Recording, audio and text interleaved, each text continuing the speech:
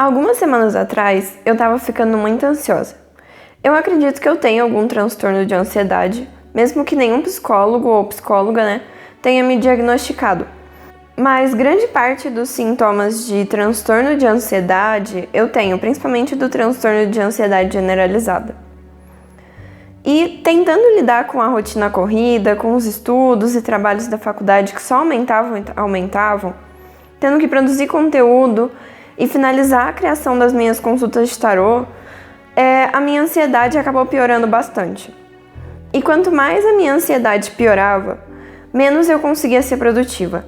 Isso me gerava mais ansiedade, o que me deixava menos produtiva e me gerava mais ainda ansiedade, criando um ciclo. Daí eu resolvi parar e recorrer ao meu grande amigo terapêutico, o tarô. Eu peguei meu pano de fazer consultas de tiragens de tarô, peguei meus cristais, peguei meu tarô, fechei a porta do quartinho onde eu tava e sentei de frente pro meu tarô. Eu peguei papel e caneta também para fazer anotações. Mas daí eu fiz uma pequena meditação comigo mesma antes, para me acalmar, e fiz uma tiragem. E o tarô me deu algumas respostas, me fazendo outras perguntas também, conforme eu fui tirando as cartas para tentar achar um jeito de lidar com a minha ansiedade. E depois de ficar olhando as cartas que tinham saído, de ter anotado sobre elas e tentar entender o que o tarô queria me dizer, eu acabei criando 3 exercícios para que eu pudesse lidar melhor com a minha ansiedade, baseada nas cartas que tinham saído. E depois de 2 ou 3 semanas fazendo esses exercícios, eu comecei a perceber que nos dias em que eu fazia eles, a minha ansiedade melhorava bastante. E é sobre esses exercícios que eu quero falar hoje. Mas antes, vamos incluir a depressão na conversa. Eu sei que no título desse texto eu incluí não apenas a ansiedade, mas também a depressão. E por que eu fiz isso?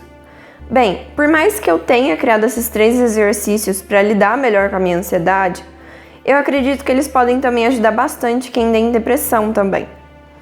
Eu já tive depressão e muitas das coisas que eu fazia para tentar lidar melhor com a minha depressão consistia em alguns desses exercícios que eu vou contar agora. Mas o grande motivo de eu ter incluído a depressão nesse texto, de eu ter incluído a depressão como algo que é possível lidar melhor com esses exercícios, é porque tanto a depressão quanto a ansiedade pioram com uma coisa específica: esse remoer e ruminar os pensamentos. Quando eu estava lendo o livro Autocompaixão, uma parte em específico me marcou bastante. Era uma parte em que a autora falava justamente sobre ansiedade e depressão, e sobre como a autocompaixão ajudava melhor a lidar com esses 2 transtornos.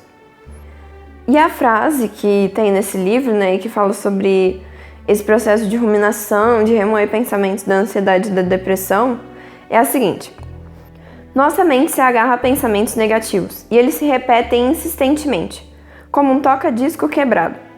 Esse processo é chamado de ruminação, a mesma palavra que é usada para a forma de alimentação da vaca. Envolve um estilo de pensar incontrolável, recorrente e intrusivo, que pode causar depressão e ansiedade. Ruminar sobre os efeitos negativos do passado leva à depressão, ao passo que ruminar sobre eventos possivelmente negativos no futuro leva à ansiedade. É por isso que a depressão e a ansiedade muitas vezes andam de mãos dadas. Ambas derivam da tendência subjacente ao processo de ruminar. Ou seja, deu para entender que a ruminação está conectada aos 2 transtornos, tanto a ansiedade quanto a depressão. Então, se tanto a depressão quanto a ansiedade pioram por conta dessa mesma coisa, desse ruminar, isso significa que se a gente souber lidar com esse remoer de pensamentos, com esse ruminar de pensamentos, nós vamos conseguir lidar melhor com a nossa ansiedade, com a nossa depressão, certo? E para que fique tudo mais claro ainda, esse remoer de pensamentos, essa ruminação de pensamentos, que nem a própria frase diz, é quando a gente fica pensando e pensando em uma coisa que deixa a gente mal, uma coisa que a gente fez de errado, ou que cometeu um erro, ou que fracassou, ou que magoou uma pessoa, ou a gente fica relembrando e relembrando, ou sobre algum evento do futuro que você acha que vai dar errado, que nem a própria frase fala. E esse ruminar, que nem a frase também fala, vem do ato da vaca, vem quando ela fica comendo, porque as vacas comem algo e depois elas ficam mastigando e mastigando várias e várias vezes a mesma comida. E se você reparar nelas, elas estão sempre mastigando algo. E esse ato delas ficarem mastigando e mastigando a mesma comida chama ruminar. Por isso que esse ruminar de pensamentos tem esse nome, sabe? Tipo, essa ruminação que ela fala na frase. Mas enfim, né? Esses exercícios que eu criei me ajudam bastante a lidar justamente com esses pensamentos que eu fico remoendo, sabe? Que no passado eu remoía muito mais os pensamentos do passado e no momento eu rumino muito mais sobre os meus eventos do futuro, que eu acho que talvez deem errado e tal. Então por isso que eu acredito que eu tenha mais ansiedade do que depressão no momento. Mas enfim, né? E muitas vezes esses pensamentos são sobre como eu tenho muitas e muitas coisas para fazer. Mas qualquer outro tipo de pensamento que você fique ruminando com frequência, esses 3 exercícios podem te ajudar. Eu recomendo fazer eles na ordem que eu vou propor aqui. Mas caso você queira fazer em outra ordem, isso não vai afetar tanto os benefícios desses exercícios, beleza? O primeiro exercício é caminhar em silêncio. E com silêncio, eu quero dizer silêncio mesmo. Sem música, sem celular para você conversar com alguém enquanto caminha, sem alguém do seu lado para conversar, só você e os seus pensamentos. Para muita gente, talvez seja apavorante ficar em silêncio com seus próprios pensamentos. E eu fiz um vídeo no meu canal sobre isso, sobre como conseguir ficar em paz com a sua própria companhia. Mas uma coisa que me ajuda bastante é a seguinte: eu fico andando pelo meu condomínio e eu tento focar minha atenção nos sons ao meu redor. Esse é um exercício de meditação que eu li no livro A Magia do Silêncio e que me ajuda demais a sair de dentro da minha mente e apreciar as coisas ao meu redor. Então, quando a gente fica ruminando nossos pensamentos, o problema é justamente que a gente fica ali com os nossos pensamentos, pensando e pensando. E às vezes parar de pensar um pouco e olhar e apreciar o que está ao nosso redor é algo que ajuda muito. Então, eu adoro caminhar pelo meu condomínio, né? Porque ele é cheio de plantas e de árvores e tal, né? E eu acredito que a natureza nos acalma bastante. Então, se você puder caminhar em um lugar que tenha mais coisas verdes, dê preferência para esse lugar.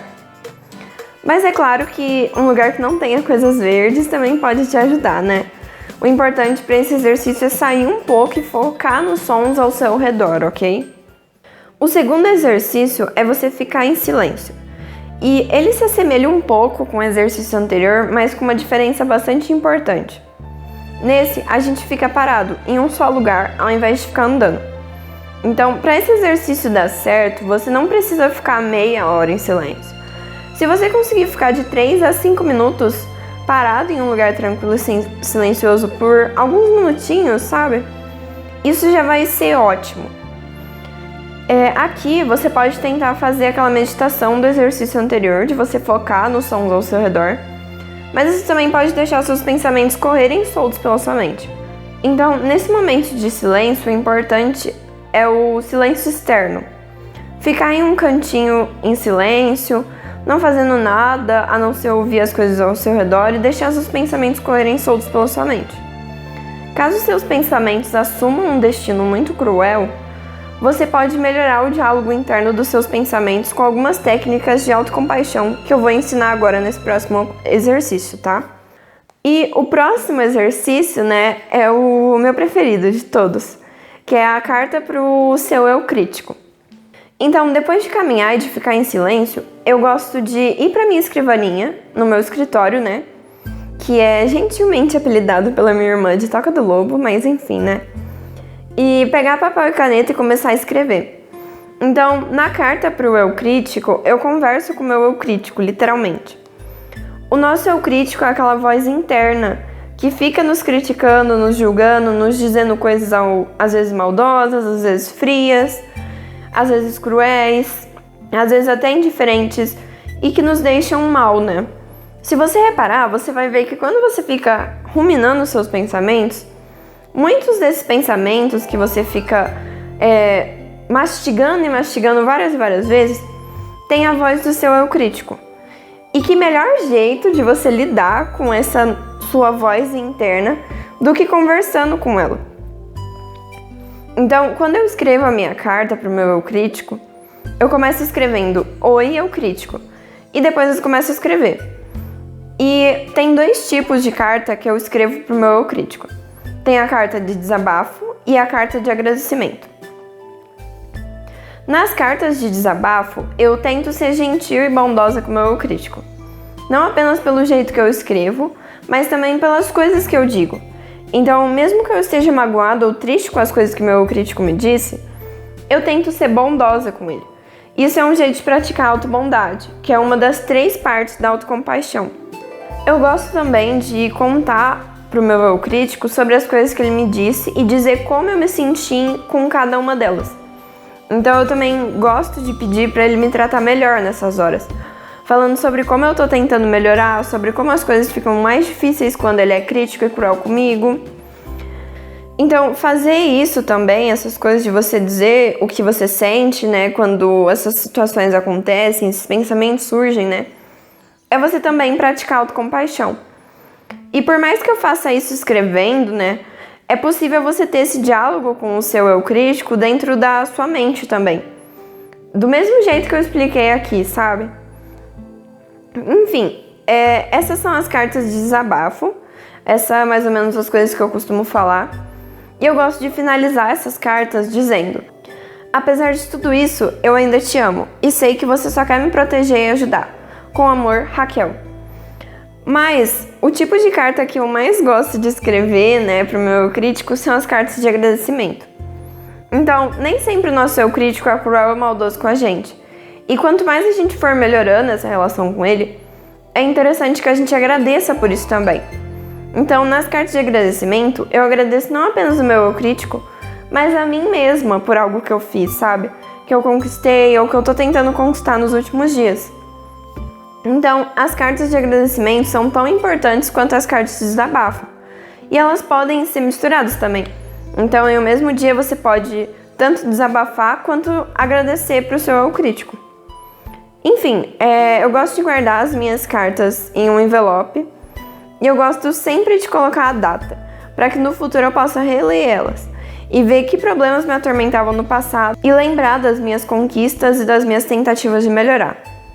Então, esses são os 3 exercícios que eu faço para lidar melhor com a minha ansiedade. E eu espero que eles possam te ajudar a lidar melhor com a sua ansiedade, ou com a sua depressão, ou com os 2, ou caso você também não tenha nenhum deles, vão te ajudar também a ter saúde mental, sabe? Porque isso daí é uma coisa que simplesmente ajuda todo mundo e é uma forma de cuidar da gente, né? Enfim, eu espero que todas essas dicas possam te ajudar.